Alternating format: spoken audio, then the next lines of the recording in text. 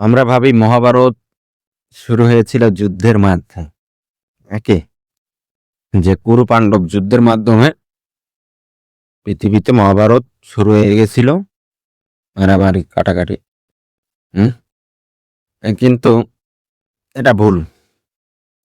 মহাভারত শুরু হয়েছিল একটা প্রতিশোধের যজ্ঞের মাধ্যমে, পূর্বপুরুষরা যে ছলনার মাধ্যমে মৃত্যুবরণ করেছিল এটা মনে করে সাপদের মেরে ফেলানোর জন্য অর্জুনের ছেলে অভিমন্যুর ছেলে পরীক্ষিত, পরীক্ষিতের ছেলে জন্মেজয়।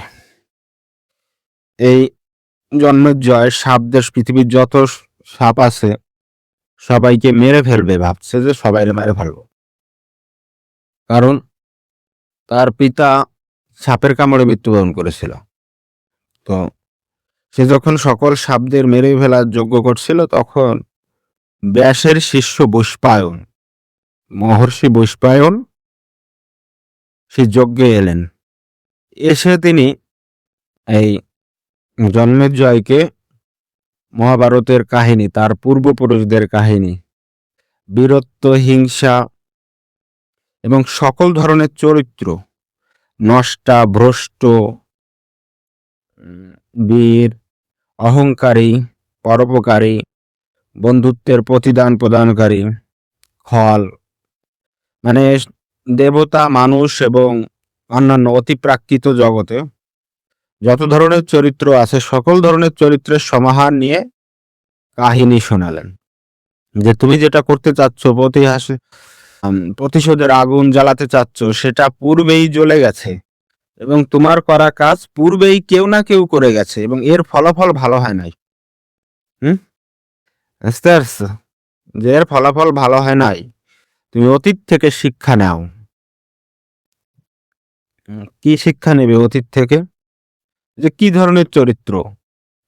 ত্যাগের চরিত্র ছিল ভীষ্ম, বন্ধুত্বের চরিত্র ছিল কৃষ্ণ অর্জুন, প্রত্যাখ্যানের চরিত্র ছিল প্রত্যাখ্যাত কিংবা অবিচারের চরিত্র, যে সারা জীবন শুধু অবিচারই পেয়েছে কর্ণ, প্রতিশোধের চরিত্র শকুনি, দৃষ্টদ্যুম্ন, আবার শকুনি খলেরও চরিত্র, দেবতা ইন্দ্র, যুধিষ্ঠির যে ধর্মপুত্র হলেও যে পাশা খেলে,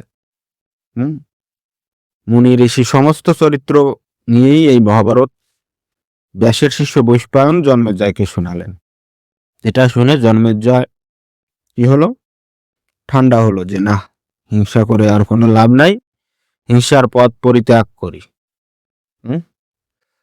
এখন একটা সামান্য একটা প্রশ্ন আসতে পারে ছোট করে, যে পরীক্ষিত কিভাবে মারা গেল? সাপে কেন তাকে মেরে ফেললো? তক্ষক সাপ কেন তাকে মেরে ফেললো? কারণ কি? অর্জুন পুত্র অভিমন্যুর ছেলে পরীক্ষিত, অভিমন্যু চন্দ্র আবার অভিশাপগ্রস্ত হয়ে কিন্তু পৃথিবীতে এসে জন্মগ্রহণ করে, বুঝতে পারছো? চন্দ্র গুরুপত্রী তারার সাথে প্রেম করে তাকে একটা বাচ্চা উপহার দেয়, বাচ্চাটার নাম পরবর্তীতে হয় চন্দ্র। তো তখন তারা আবার বৃহস্পতির বউ ছিল, তো বৃহস্পতি তাকে অভিশাপ দেয় যে তুই মর্তে যে জন্মগ্রহণ করবি। তো সে মর্তে এসে চন্দ্র অভিমন্যু হিসেবে জন্মগ্রহণ করে, খুবই স্বল্প 16 বছরের জন্য। তো পরীক্ষিত কিভাবে মরছিল? তো অভিমন্যুর পুত্র পরীক্ষিত একবার বনে গেলে সেখানে সে প্রচন্ড তৃষ্ণার্ত হয়ে পড়ে, জল খুঁজতেছিল, কোথাও পাচ্ছিল না, বিভিন্ন দিকে খোঁজার পরেও সে পাচ্ছিল না। তো সেখানে এক ধ্যানরত এক মুনি ছিলেন, তাকে জিজ্ঞেস করছেন যে জল কোথায় পাওয়া যাবে, আমি একটু তৃষ্ণা নিবারণ করতে চাই, বুঝছো? এখন তো মুনি এত গভীর ধ্যানমগ্ন যে সে তার কথার কোনো উত্তর দেয় নাই। এটাকে সে অপমান মনে করে তার গলায় করছে কি একটা মরা সাপ ঝুলাই দিস।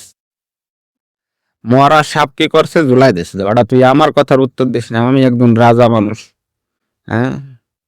তুই এটা বনে জঙ্গলে থাকস, আমার কথার উত্তর দিস না, আমার কথায় বাঘে হরিণে একই ঘাটে জল খায়, আমার কথার উত্তর দিস না। দিলাম তোর গলায় একটা রাগের মাথায় করছে কি মরা সাপ ঝুলাই দিছে ওর গলায়। এবার ওই মুনির ছেলে যখন জানতে পারছে যে তার বাপের গলায় মরা সাপ ঝুলাই দিছে, সে তখন পরীক্ষিতরে অভিশাপ দিছে যে আগামী 7 দিনের ভিতরে সাপের কামড়েই তুই মারা যাবি। সাপের কামড়েই তুই মারা যাবি বেটা পরীক্ষিত, সাপের কামড়েই মারা যাবে। এখন মুনির অভিশাপ তো মনে করো যে খণ্ডানোর নয়। এই জন্য কি করছে, পরীক্ষিত ভয় পেয়ে গেছে। ভয় পেয়ে সে একটা উঁচু মঞ্চ করছে, নিচে সবাই তার সৈন্য, ব্রাহ্মণ, যারা সাপের নিবারণ জানে, সৈন্য সামন্ত এবং সবকিছু একটা মানে বিশাল পাহারায় রাখছে যে অন্তরিক্ষ দিয়ে ছাড়া কিন্তু সে প্রবেশ করতে পারবে না, তক্ষক প্রবেশ করতে পারবে না। এবং ধর্মগ্রন্থ পাঠ এটা সেটা করতেছে যাতে তার পাপ কেটে যায়। হ্যাঁ, তো তক্ষক বিভিন্নভাবে প্রবেশের চেষ্টা করছে কিন্তু পারে নাই, প্রবেশ করতে আর পারে না সেখানে। পরে কি করছে, আবার একজন, তো সেই সময় কি যেন একজন মুনির নাম, সে আবার ওই সাপের চিকিৎসা জানতো।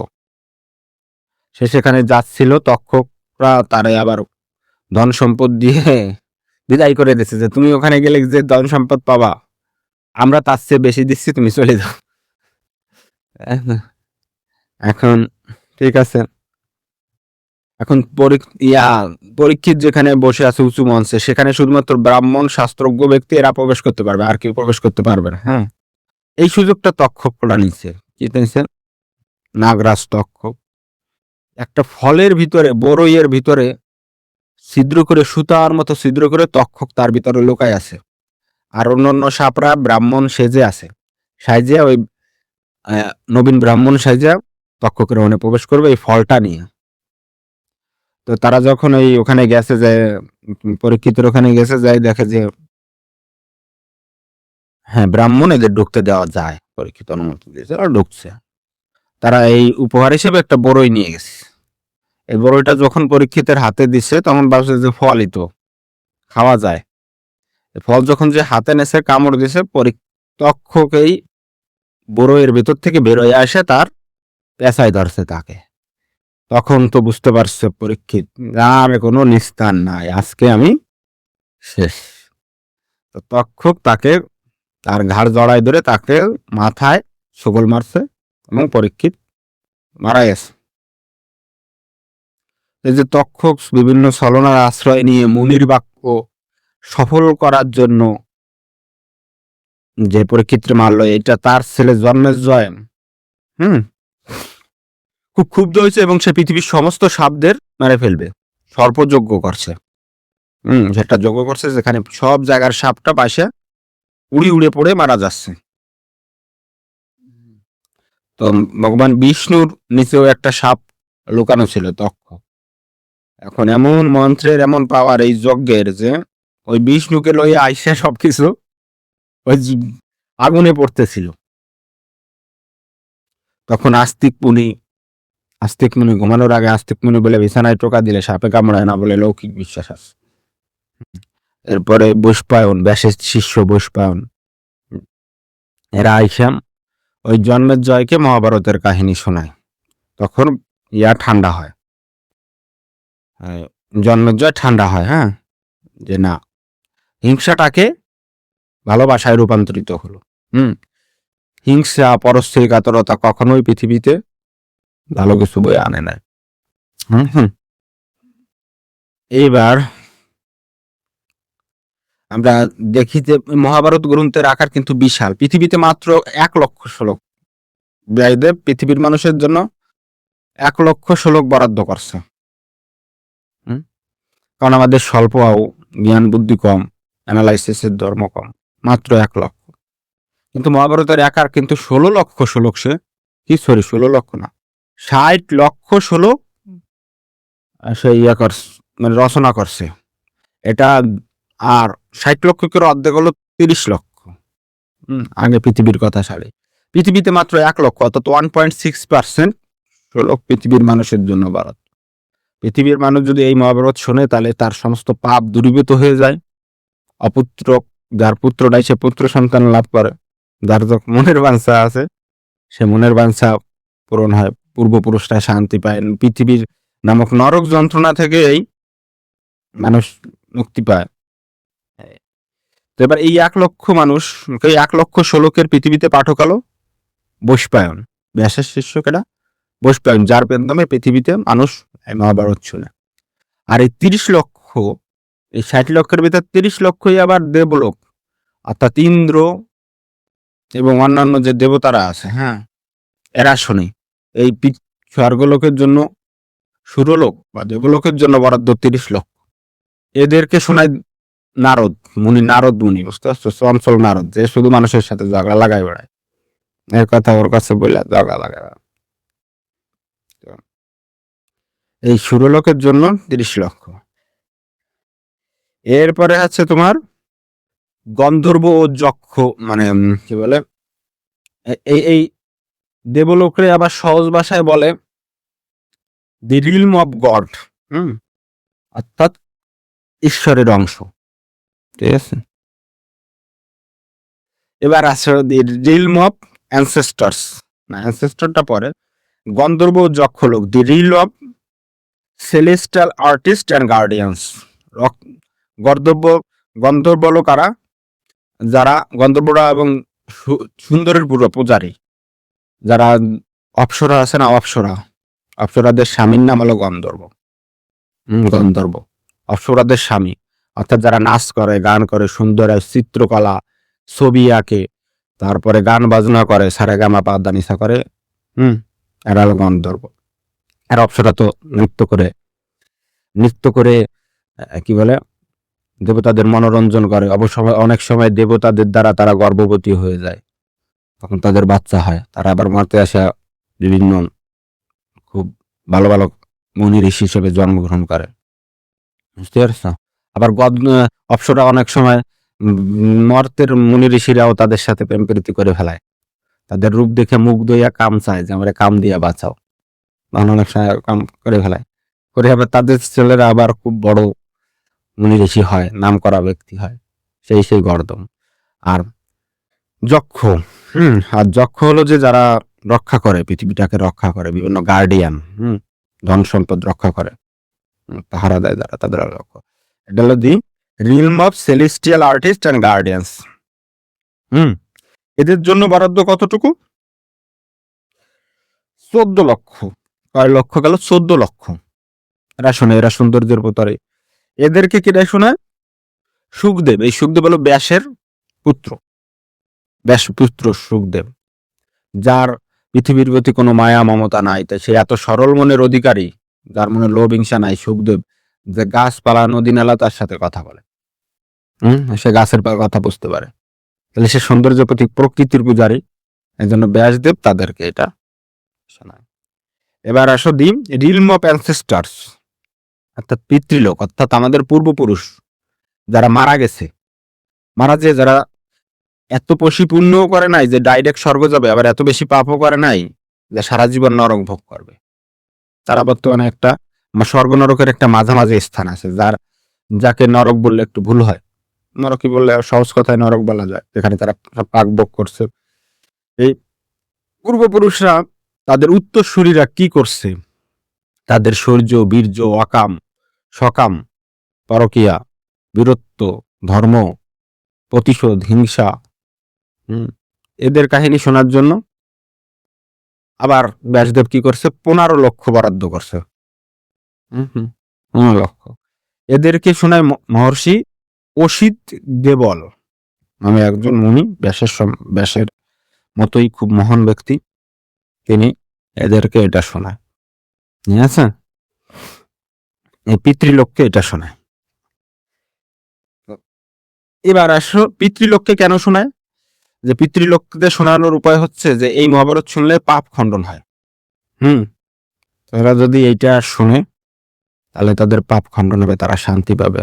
তাদেরকে আমরা যেমন আমাদের বিভিন্ন পিতৃপুরুষদের, মানে আমাদের পূর্বপুরুষদের জন্য বিভিন্ন অনুষ্ঠান করি, বিভিন্ন কিছু তর্পণ করি, যাতে তাদের আত্মা শান্তি পায়, তারা যেখানেই থাকুক ভালো থাকুক, তো তেমনি এই মহর্ষি ব্যাসদেব সে মহাভারত রচনা করে, আমরা তো সাধারণত জল দিয়ে তাদের তর্পণ করি, তো তাদের ইয়া করছে, জ্ঞান দিয়ে তর্পণ করছে। আমরা এটা শুনলে শান্তি পাবে, মানসিক শান্তি এবং স্বর্গে যাইতে পারে। আচ্ছা, পূর্বপুরুষের প্রতি যে ঋণ, আমাদের একটা ঋণ আছে না পূর্বপুরুষদের প্রতি, পিতৃ ঋণ আছে, হ্যাঁ, তার কাছ থেকে অর্থ ঋণ নিলে অর্থ ঋণ আছে, হ্যাঁ, বন্ধুত্বের ঋণ আছে, এগুলো শোধ করতে হয়। পূর্বপুরুষের ঋণ পুরোপুরি শোধ করা যায় না। মায়ের মাতৃ ঋণ, মায়ের যে ঋণ, মায়ের এক ফোঁটা দুধের দাম, কাটিয়া গায়ের চাম, পাপস বানাইলেও ঋণের শোধ হবে না। তেমনি এরকম ঋণ শোধ করতে হয় পূর্বপুরুষদের ঋণ, এরকম। এইগুলো মহাভারতে আমরা পৃথিবীতে পাইছি মাত্র 1.6%। বাকি যে 30 লক্ষ দেবলোক, 15 লক্ষ 14 লক্ষ রক্ষযোগ মানে গর্দব্য, এবং 50 লক্ষ 15 লক্ষ পিতৃলোক, এরা যে শোনে, বিশাল কিন্তু মহাভারতিক একটা কসমিক ডিস্ট্রিবিউশন, অর্থাৎ মহাভারতিক বন্টন রয়েছে মহাভারতের। শুধু এটা আমরাই শুনি না, সকল প্রাণী, সকল বস্তু, অর্থাৎ নাগ দেব, মানে মহাজাগতিক পৃথিবী এবং এই পৃথিবীর মাঝামাঝি যত প্রাণী আছে, সমস্ত চরিত্র আছে এই মহাভারতের। আগে বলা যায় নাগলোক, সুরলোক, অসুরলোক এবং মর্তলোকের সমস্ত ধরনের চরিত্র, যে খারাপ তার চরিত্র আছে, যে ভালো তার চরিত্র আছে, যে পরকীয় করছে তার চরিত্র আছে, যে গুরুর পত্নীর সাথে প্রেম করেছে, যে আরেকজনের বউর সাথে প্রেম করছে তার চরিত্র আছে, যে মাতৃ সম্বন্ধীয়া তার সাথে প্রেম করছে তার চরিত্র আছে, যে বন্ধুত্বের নিদর্শন দিয়েছে, যেমন কর্ণ এবং ওর এরা দুর্যোধন, বন্ধুত্বের জন্য সে সব করছে, অর্জুন এবং কৃষ্ণ, এটা কিন্তু এই ধরনের চরিত্র সবকিছু। আবার বিশ্ব চরিত্র আছে, যে ত্যাগ করছে সবকিছু, যে নিজে বিয়ে করে নাই, বাপরে বিয়ে করাই দিছে। তারপরে পিতৃহত্যার প্রতিশোধ নিছে কেডা? অশ্বত্থামা। বিদুর আছে, যে সবচেয়ে জ্ঞানী হয়েও যার কথা কেউ শোনে নাই, যে সবকিছু সত্য বলছে তার কথা কেউ শোনে নাই, সে ভবিষ্যতের কথা বলতে পারতো কিন্তু তার কথা কেউ শোনে নাই। সমস্ত চরিত্র আছে। এইগুলো দেখা তো দেবরাজ ইন্দ্ররা এবং সমস্ত দেবতারা একবার করলো কি, এক পাশে মহাভারত রাখলো এবং আর এক পাশে 4টা বেদ, যে বেদ আছে 4টা, এবং অন্যান্য ধর্মগ্রন্থ রাখলো। রাখে দেখে যে মহাভারতের ওজনই বেশি হয়ে গেছে, ভারে বেশি হয়ে গেছে। এই যে ভারের কথাটা হচ্ছে রূপক, যে এর 70 পরিমাণ, এর পরিধি এমন বেশি যে মহাভারতের ওজনই বেশি হয়ে গেছে। এই জন্য বলে যে ভারে বেশি, ভারেতে বেশি, এই জন্য মহাভারতের নাম হইলো ভারত। বুঝতে পারছো? যে ভারেতে বেশি, এই জন্য নাম হইলো কি? ভারত। মহাভারতকে এক কথায় পঞ্চম বেদ বলা হয়। বেদ তো 4টা, ঋক, সাম, যজু, অথর্ব, এবং পঞ্চম বেদ বলা হয় মহাভারত। মহাভারতের রচয়িতা হচ্ছে ব্যাসদেব, যিনি বেদকে ভাগ করেছেন। মহাভারতে যখনই কোনো ক্রিটিক্যাল মুহূর্তের প্রয়োজন হয়ে গেছে, তখনই কিন্তু ব্যাসের আবির্ভাব হয়েছে, ব্যাসে সেটাকে সলভ করছে। এবং এই মহাভারতের উপাখ্যান হচ্ছে ভারত বংশের উপাখ্যান, অর্থাৎ ব্যাসের উপাখ্যান, ব্যাসের পূর্বপুরুষ এবং উত্তর পুরুষের উপাখ্যান। আমরা তো সাধারণ মানুষ, যারা ওই গভীর ধর্মগ্রন্থ, শাস্ত্রগ্রন্থ পড়তে পারি না, তাদের জন্য সহজ ভাষায় ট্যাবলেট, এটা হলো ক্যাপসুল কোর্স। তার একটা ওষুধ হয়েছে ক্যাপসুল খাও, ক্যাপসুল কোর্স। পৃথিবীর সমস্ত যে অন্যান্য যে ধর্মগ্রন্থ আছে, এত তো আমরা সাধারণ মানুষ পড়তে পারবো না। এই ক্যাপসুল কোর্স, তুমি এইটা খাইলেই তোমার সমস্ত কিছু, ধর্ম, রাজনীতি, অর্থনীতি, সমাজনীতি, যৌননীতি, পৌরনীতি, ভূগোল নীতি, পাপ নীতি, সব দুর্বৃত হয়ে যাব। এটাই হচ্ছে সংক্ষেপে মহাভারতের গ্রন্থ সূচনা এবং গ্রন্থ পরিস্থিতি, অর্থাৎ যে কিভাবে মহাভারত আলো, কোথায় মহাভারত একটা কসমিক ডিস্ট্রিবিউশন, মহাজাগতিক মানে বড় শ্রেণীবিন্যাস কোথায়, শুধু পৃথিবীতেই না, সব জায়গায় মহাভারত গেছে। মহাভারত আমরা একটা অংশ পাইছি পৃথিবীতে, আমাদের সামান্য জীবনে কতটুকু বা পড়তে পারি, আমাদের জ্ঞান বুদ্ধি কম, এই জন্য আমরা মাত্র 1 লক্ষ শ্লোকে ব্যাসদেব ইয়া করছে, এবং মহাভারত কিভাবে শোনানো হলো সেটাই এখানে বর্ণনা করা আছে। ওজনে বেশি, ভারে বেশি, তাই নাম হলো ভারত। এই জন্য আর একটা কথা বলেন, যা নাই ভারতে মানে এই পৃথিবীতে, তা নাই মহাভারতে, তো যা সমস্ত কিছু মিলাই এনে আছে। ঠিক আছে, ভালো থাক। খারাপ লাগতেছে? হুম হুম